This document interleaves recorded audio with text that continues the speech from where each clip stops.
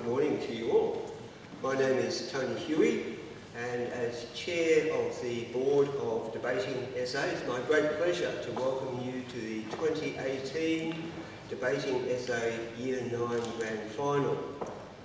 We acknowledge that we are meeting on the traditional country of the Kaurna people of the Adelaide Plains. We recognise and respect their cultural heritage, their beliefs and their relationship to this land. Debating, as we all know, is an enjoyable and a very, very worthwhile activity. It helps develop skills for young people to do with research, teamwork, clear thinking, empathy, reflection, communication and self-confidence. Today is the conclusion to another great season of debating.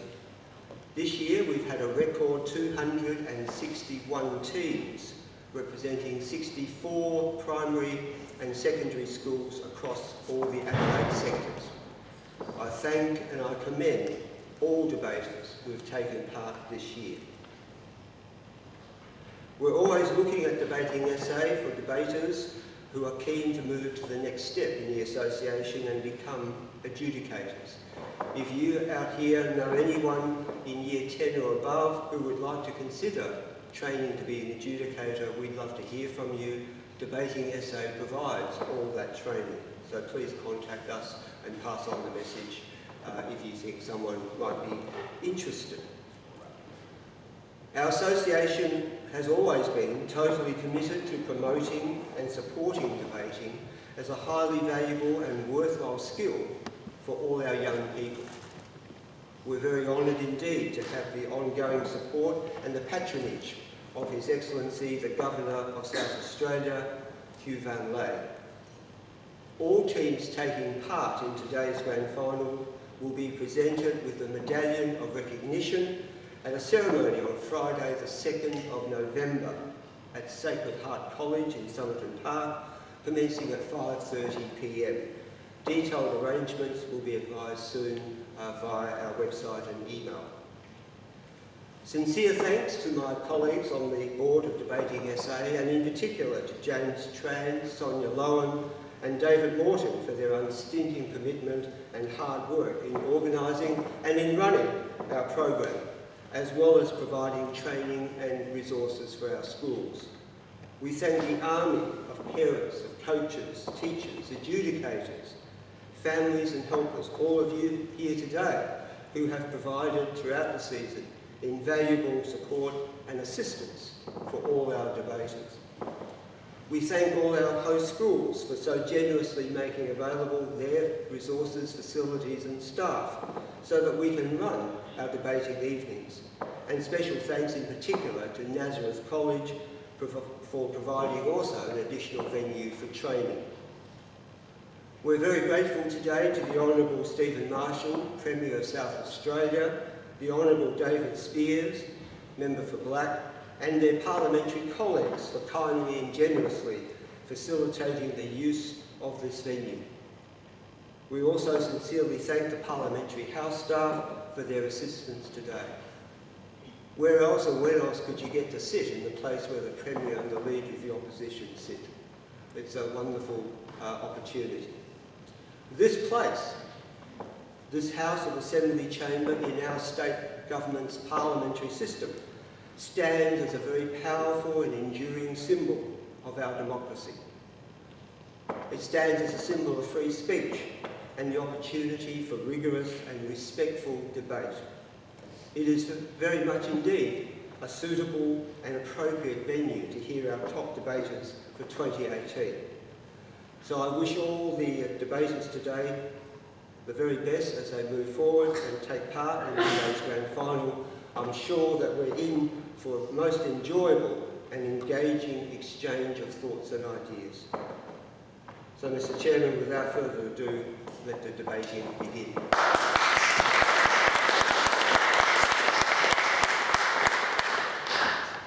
Good afternoon, ladies and gentlemen, and welcome to the 2018 Year 9 Division Debating SA Grand Final. My name is Thomas Town, and I'm the chairman of this debate. The timekeeper is Jonathan Passalunas. The topic of this debate is that Harper should be suspended. The affirmative team, seated to my right, is from Pembroke School, consisting of first speaker, Trukman Nguyen, second speaker, Ivar Hadari, third speaker, Dylan Worswood. The negative team, seated to my left, is from Adelaide High School, consisting of first speaker, Byron Ashford Smith, second speaker, Imogen Waring, and third speaker, Madeline Coates. This grand final debate will be judged by a panel of 5 adjudicators, who are Mr. Brunkin, Mr. Hazel, Miss Barfield, Miss Hare, and Miss Herden. The speaking time of this debate is 5 minutes. A single warning bell will sound at 4 minutes, and a double bell will sound at 5 minutes. If required, a continuous bell will sound 30 seconds after the second bell, indicating that the speaker must conclude their speech. I ask that all mobile phones and other electronic devices be switched off for the duration of this debate. I declare this debate open and call upon Trukman Nguyen to open the affirmative case.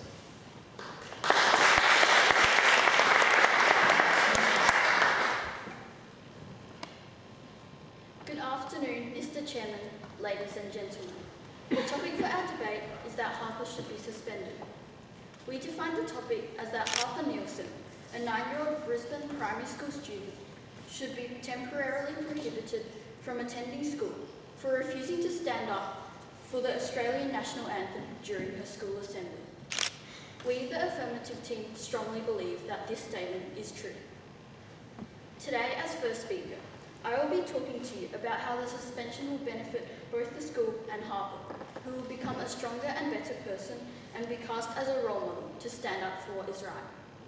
Our second speaker will be talking about how the suspension will raise Harper's public profile, give her an elevated platform to voice and stand for her opinion, and that it will benefit the Indigenous and wider community, and further encourage discussion about Indigenous rights. Our third speaker will rebut and sum up our team's case. Harper Nielsen is a Year 4 student currently attending Kenmore South State School. During a recent assembly, Harper refused to stand up and sing the national anthem in protest of the misrepresentation of Australia with the lack of acknowledgement of Aboriginal history that the national anthem conveys. Harper stated that the national anthem is wrong, and that the line, "For we are young and free," disregards the Indigenous Australians who had been living on the land for over 60,000 years before British colonisation.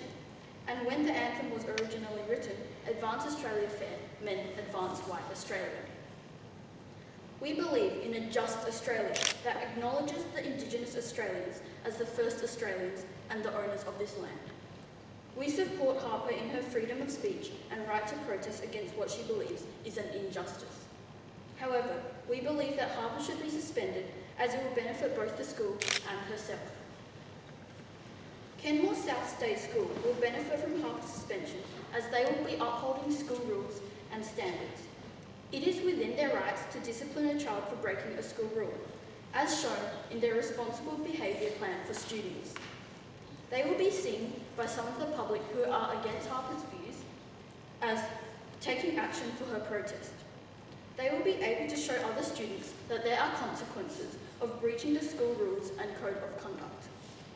Without this consistency of upholding their policy, Kenmore State South students will start to think they can do however they please and there will be no consequences for bad behaviour. The school will give the appearance that their authority is not undermined and will be able to preserve face and their reputation. So, Harper's suspension will benefit the school as they will be upholding their reputation and consistency of dealing with breaches of code of conduct. Now, to my second. Harper will also benefit from the suspension as it will steel her resolve to keep fighting for what is right and standing up for herself and others. As they say, adversity is character building, and a suspension would make Harper stronger and more determined. Most of the public would be sympathetic towards Harper if she was suspended. It would make most Australians think that it is an injustice and a restriction of free speech and right to protest, and galvanise more people for her cause. She would gain greater respect and would be seen as a courageous role model, standing up for what is right. In history, we have seen many people who faced punishment and hardship for standing up for what was right and reach greatness. Mahatma Gandhi was an activist who was the leader of the Indian independence movement. Gandhi inspired movements for civil rights and freedom across the world. However, He was imprisoned for many years, upon many occasions, for his protests and civil disobedience. Even so, he was not discouraged, and his belief never wavered. He never gave up. His vision, courage, and determination eventually led to the granting of independence for India from Britain. To this day, he is a much-loved, respected figure around the world. Gandhi faced significant hardships in his life, and he came out of them stronger, wiser, and more determined. The same would happen to Harper if she was suspended. So, Mr. Chairman, ladies and gentlemen, in conclusion, we the affirmative team strongly believe that Harper should be suspended, as it will benefit both the school and herself. As C.S. Lewis once said, hardships often prepare ordinary people for an extraordinary destiny. Thank you.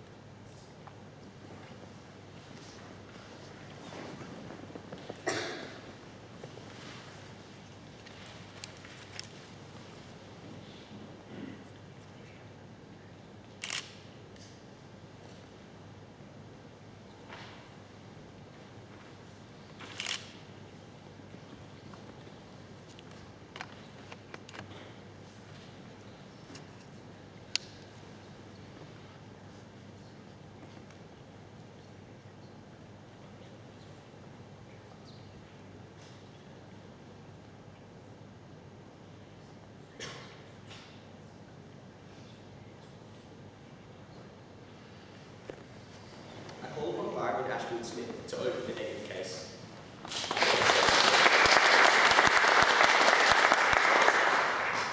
Good afternoon, Mr. Chairman, ladies and gentlemen. The topic for today's debate is that Harper should be suspended. We agree with the affirmative team's definition. Today I'll explain how Harper was exercising her right to peaceful protesting and that her suspension would only cause more harm. Our second speaker will discuss the fact that Harper should be commended for her activism at such a young age, and that her beliefs were justified. Finally, our third speaker will rebut and sum up our team case. I'd like to make some corrections to the first affirmative speaker's arguments. The first affirmative speaker stated that suspension would make Harper a better person. However, suspension would illustrate that she isn't supported by the school, and suspension is only given at Harper's school for drug taking, bullying, and bringing weapons. They've also stated that Harper should be punished for disregarding the school's values. However, the school's values are to respect the best interests of the students, so punishing her based on her best interests is contradicting the values provided by the school. The first affirmative speakers also stated that exempting a student from the consequences of rule breaking is setting a bad example for other students. However, Harper's peaceful protest is demonstrating that other students that they too can voice their views and express their opinions. Harper is actually setting a good example as she is creating awareness of racial taboos. My first point is that when Harper Nielsen refused to stand for the national anthem, she was exercising her rights to political expression. Therefore, suspending her would be a violation of her rights. According to the United Nations Conventions on the Right of the Child, a child's political expression is the freedom to seek, receive, and impart information and ideas of all kinds, regardless of frontiers, through a medium of the child's choice. In Harper's case, her medium was a peaceful protest of not standing for the national anthem. However, she has been punished for her expression. Just because she is a child does not mean that her views are any less important or valuable. The Australian Institute of Family Studies has stated that a student's expression is subject to public order, the behaviour of people acting rationally and respectfully. Also, the Australian National Anthem protocols released by the Australian Government state that it is customary to stand, but not that it is mandatory. Therefore, Harper's actions were not disrupting public order as they were rational, respectful, and in accordance with the Australian National Anthem protocols. Harper should not be forced to stand without legal precedent solely for the purposes of tradition. There is no evidence to suggest that Harper's protest disrupted public order, as she remained seated for the national anthem, as opposed to something more disruptive, like storming out of the assembly. Moreover, her actions were not of malicious intent. Because of this, suspending Harper would be unjustified. Harper, like any other student, must not lose her rights at the school gate. Now onto my second point, that Harper has already been wrongfully disciplined enough and suspension is superfluous. The predominant aspiration of Harper's school, Canmore South State School, is to promote the best interests of their students.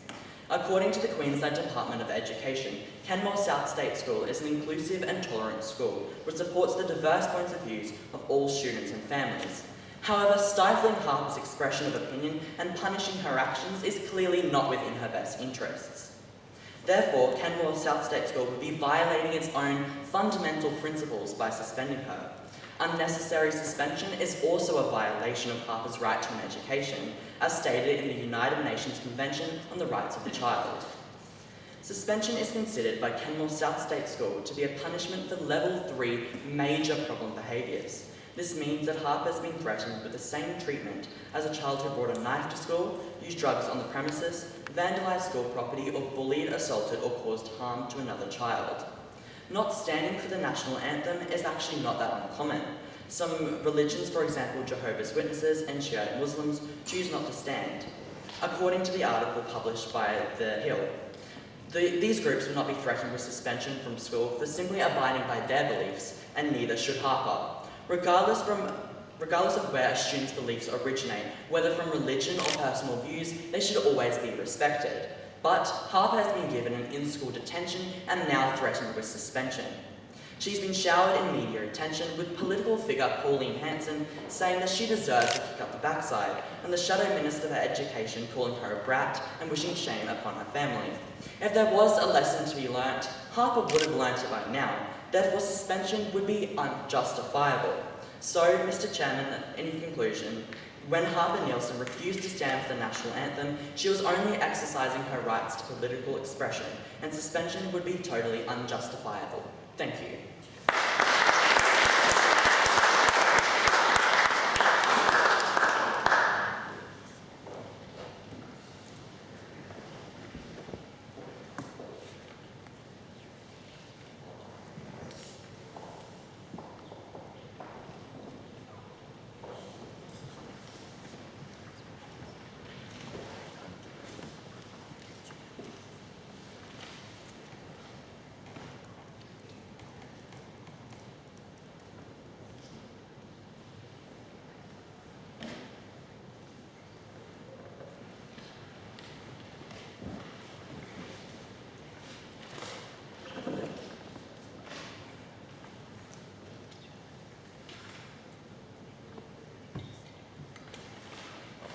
Continue the affirmative case. Please welcome Nida.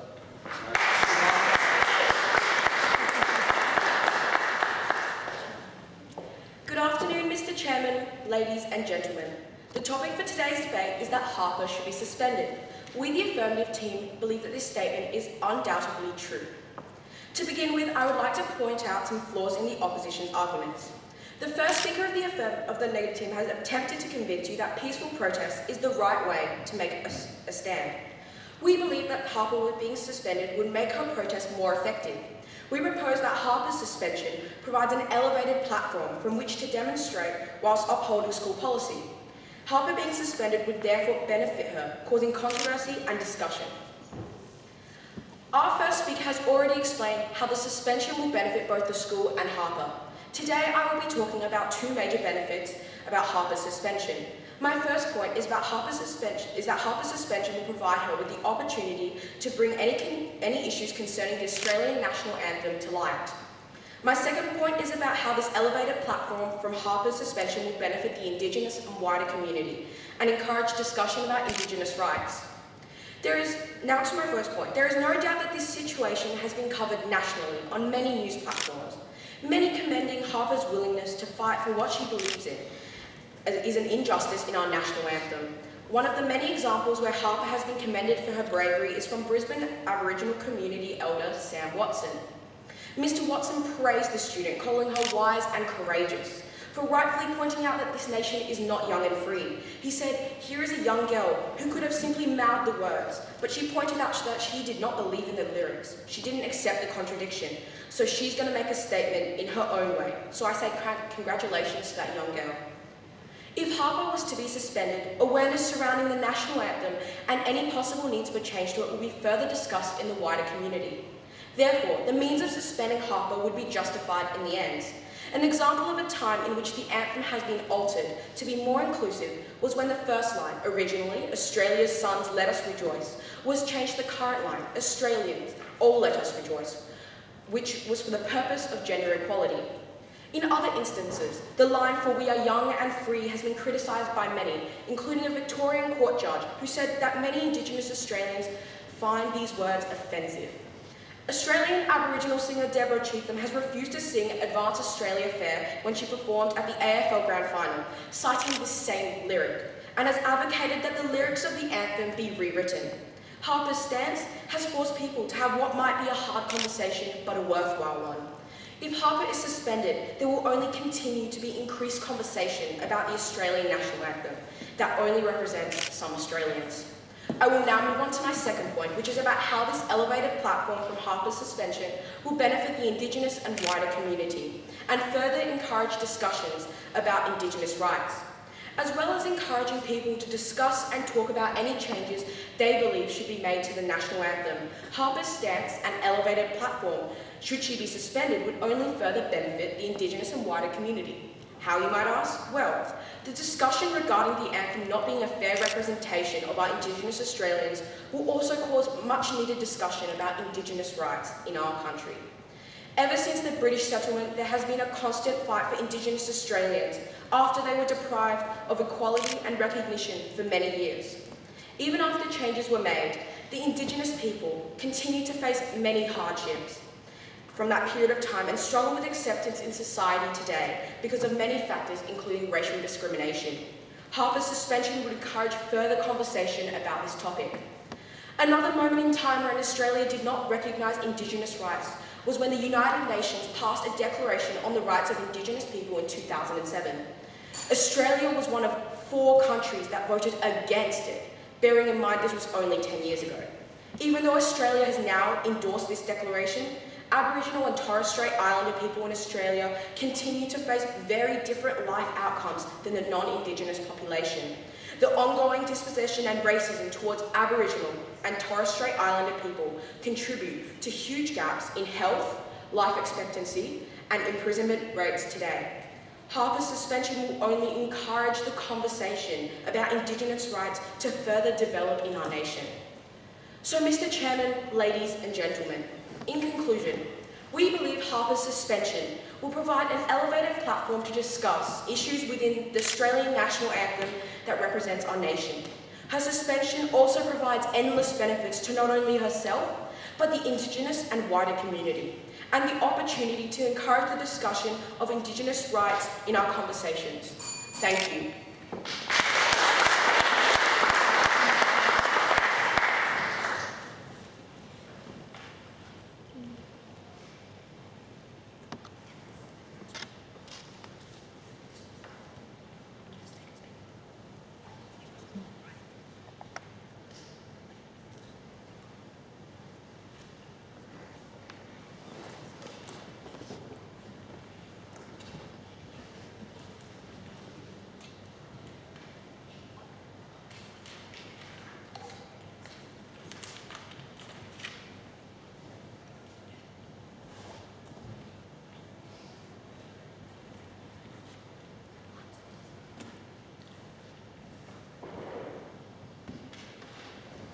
To continue the negative case, please welcome Imogen Waring.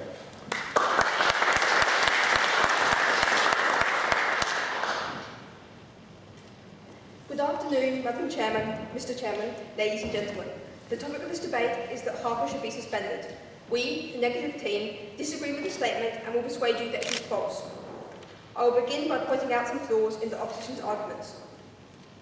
The first affirmative speaker has tried to tell you that suspending Harper would be good for her school's reputation, as people would disagree with Harper and want her to be punished, yet later said that it would raise Harper's reputation as well, as people would agree with her. This is a contradiction, as people who care about and agree with Harper would not want her to be punished. The second affirmative speaker also claimed that punishing Harper would gain support for her cause. However, commending her for her courage and political awareness would also gain support for the cause and be less divisive and better for Harper. Furthermore, as our first speaker stated, Harper has already been punished, so suspension is superfluous. Our first speaker already spoke about how suspending Harper would infringe upon her human right to freedom of expression. He also discussed how she's already been punished enough and the suspension would be extreme and superfluous, especially considering the fact that punishment was unjustified in the first place. Today, I will discuss 3 points. My first point is that Harper is justified in her beliefs that Advanced Australia Fair doesn't acknowledge Indigenous Australians and has a racist history, and that therefore her protest was reasonable. According to nationalunitygovernment.org, the original lyrics to Advanced Australia Fair were racist and xenophobic.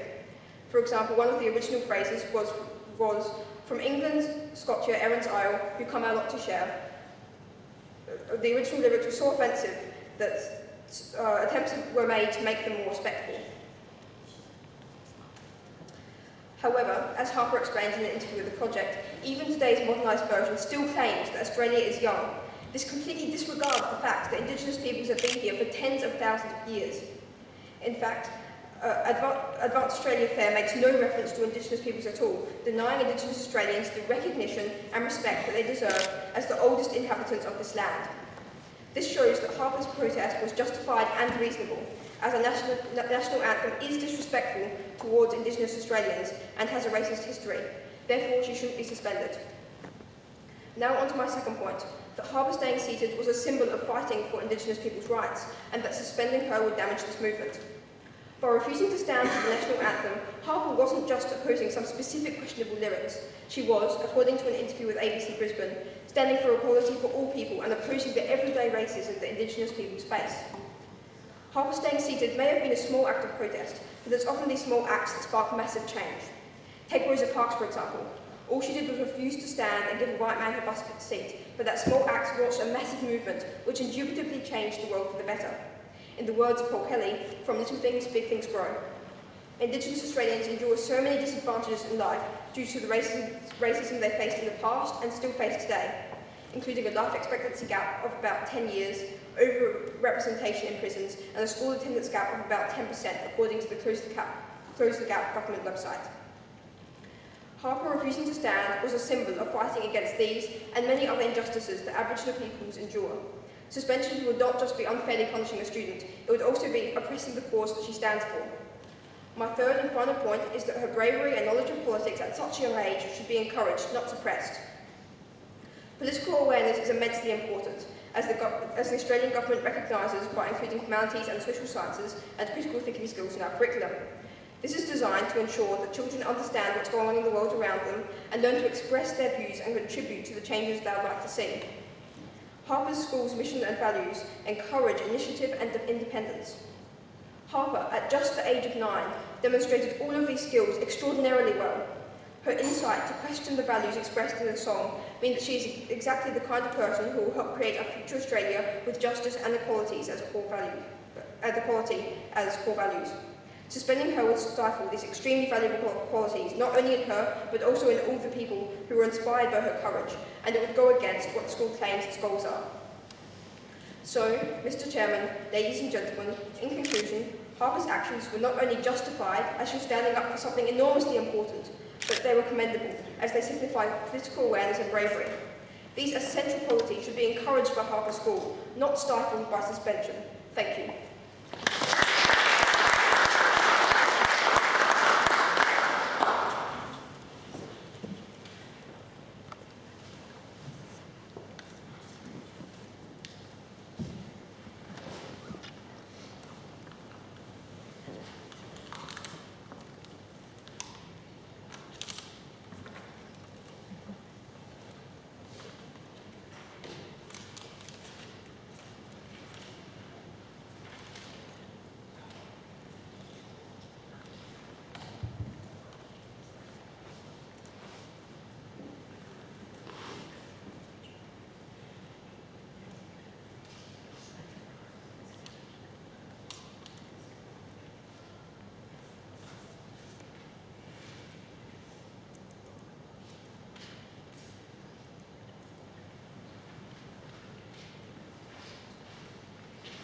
To conclude the affirmative case, I call upon Dylan Waterwood.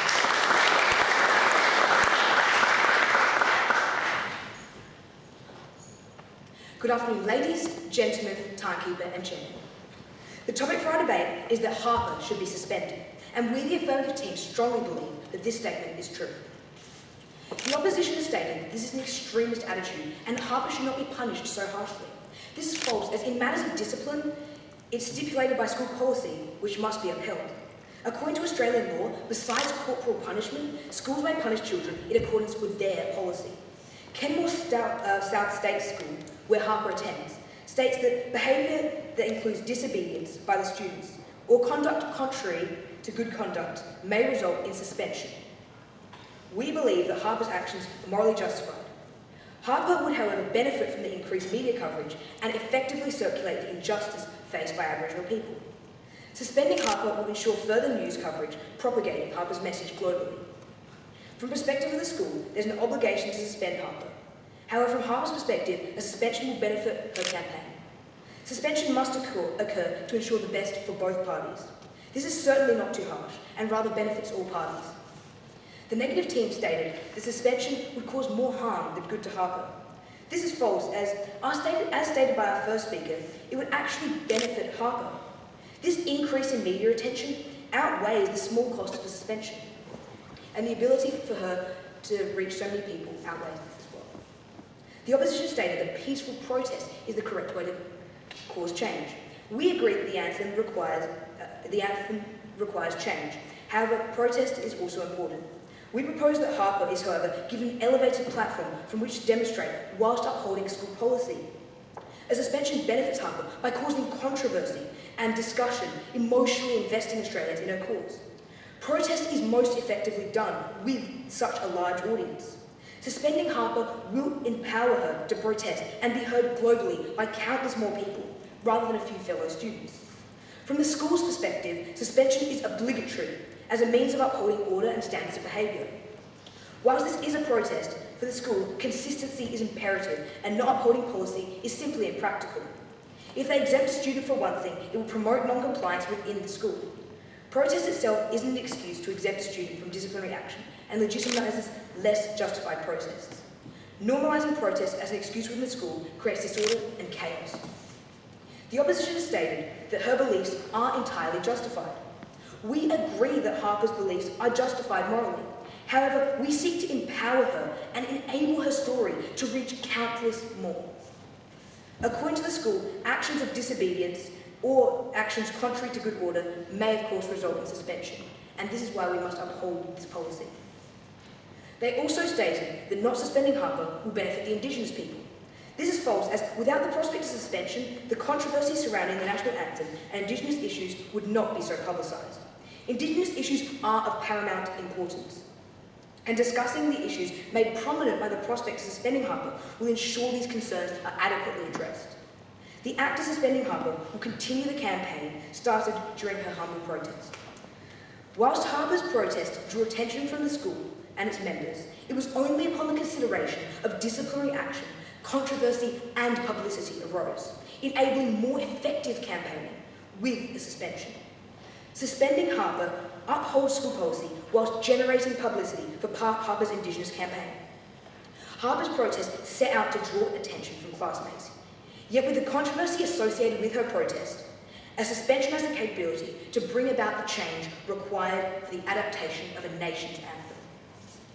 Our first speaker has spoken to you about the obligations of a school. She highlighted that school policy must be adhered to in order to prevent inconsistency. She noted that how this would counteract the opposition to Harper's case, whilst benefiting Harper through building stronger resolve and an ability to follow her beliefs. She highlighted the lightness of situations in which adversity and discipline inspired and encouraged protest. She noted how in times of oppression, people truly rise up, and this could enable Harper to develop her case for the Indigenous people. Our second speaker discussed how suspending Harper will ensure rapid propagation of information and that Harper's campaign will become elevated. She stated that the act of suspending Harper would generate the media coverage, exposing Harper's campaign to millions. She also noted that the increased attention and benefit to Indigenous communities would improve recognition and respect. She discussed the benefits from direct and indirect effects of this. So, ladies and gentlemen, whether you approach this from the school's perspective, Harper's perspective, Indigenous Australians, or the wider community, Harper should certainly be suspended. Thank you.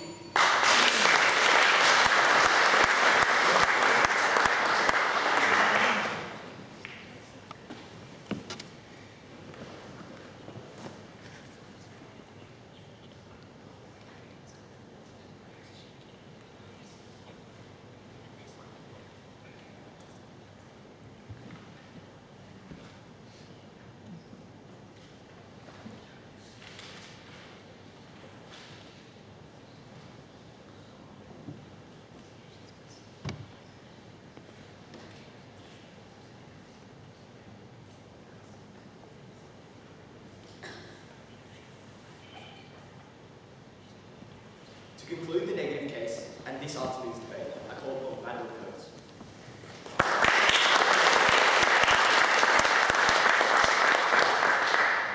Good afternoon, Mr. Chairman, ladies and gentlemen. The topic for today's debate is that Harper should be suspended. However, we, the negative team, firmly oppose this statement and believe it to be unequivocally incorrect. First, I will highlight the flaws in the opposition's arguments. The first affirmative speaker has wrongfully stated that exempting a student from the consequences of rule breaking is setting a bad example for others Harper's age, as the school would not be punishing her for breaking the rules. However, expectations were contradicted with a cause. Not suspending Harper for her protest is not condoning this behaviour, but reassuring other students that they too can express their political opinions, even if they go against what is widely accepted as the norm, as was the case for Harper.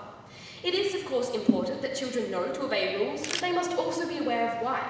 If rules contradict their purpose, namely instilling order and enforcing morality, their questioning must not be stifled and positive change inhibited. This also applies to Harper's school. As just as it is important to follow rules, it is also important that the rules we follow are just. The precedent Harper is setting is not one that should be knocked down, but one that should be cultivated, as she is demonstrating that young people can have a voice with which to express their views and opinions. With the growing awareness of racism's pervasiveness among those of future generations, it's vital that these children feel that their views and opinions are valued, as they will one day determine the future of Australia. Harper must not be suspended purely because the school must uphold its values, as in doing so, Harper's protest would be stifled and her right to freedom of expression violated. As the school aims to promote its students' best interests, suspension would be a contradiction of its values, thereby worsening its reputation. The first speaker also claimed that suspending Harper would benefit her and make her a better person.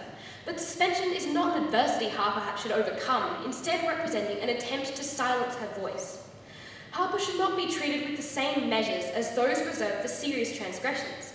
She was behaving within her rights to expression and her entitlement to holding political opinions, and yet she is being regarded on the same level as someone who brought weapons or drugs to school, physically assaulted another student, or vandalised school property. Thus, suspension would not elevate Harper's platform, as the second speaker has wrongfully assumed, but lower it. If the school wishes to benefit their student and help her in her activism, it is evident that suspension is not the way to do it.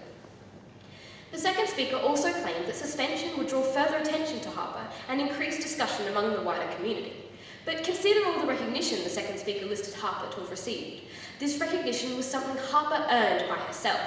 As I previously explained, suspension would not spark further discussion, but bring Harper's protest out of the spotlight.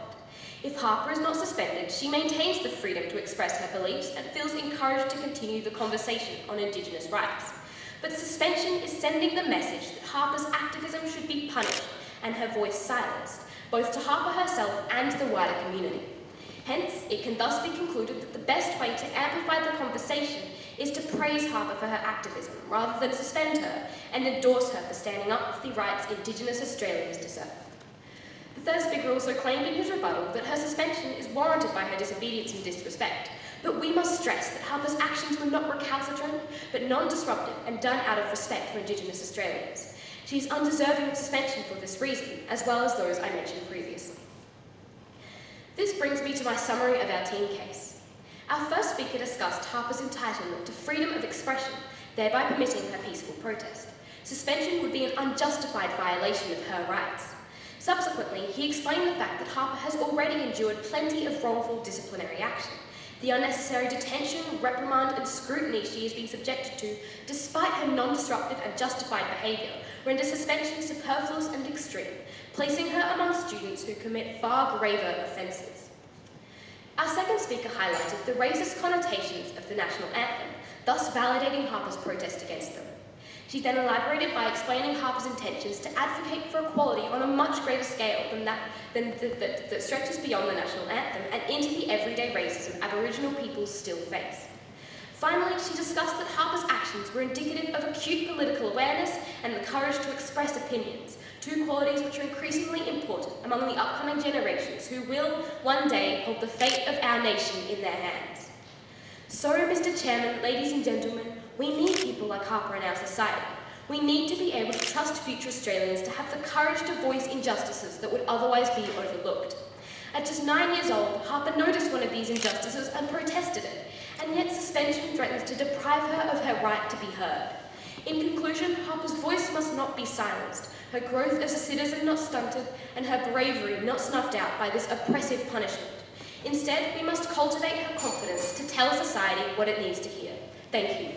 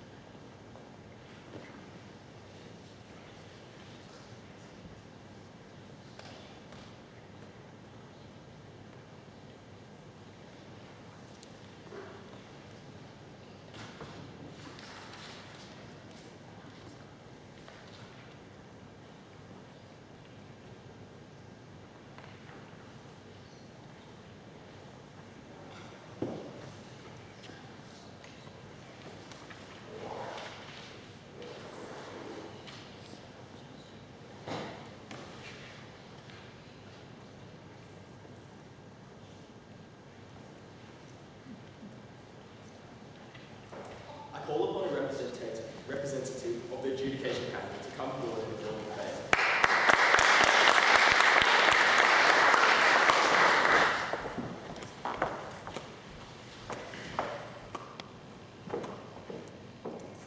On behalf of Debating SA, I'd like to congratulate both teams today on a invigorating and intense debate, worthy of a grand final.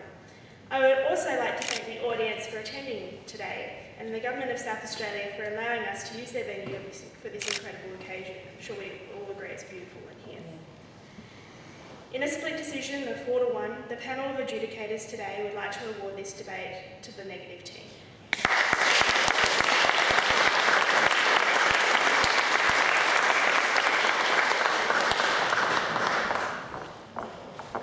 I call a member of the runner-up team, Pembroke School, to give a vote of thanks.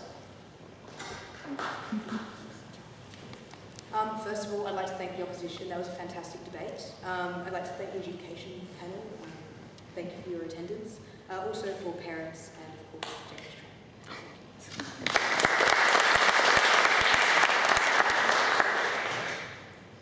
I call upon a member of the winning team, Adelaide High School, to second that vote of thanks.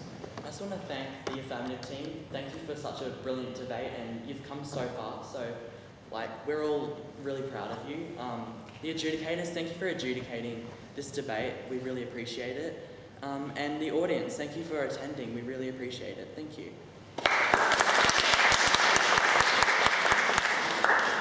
Ladies and gentlemen, thank you for your attendance. I now declare this debate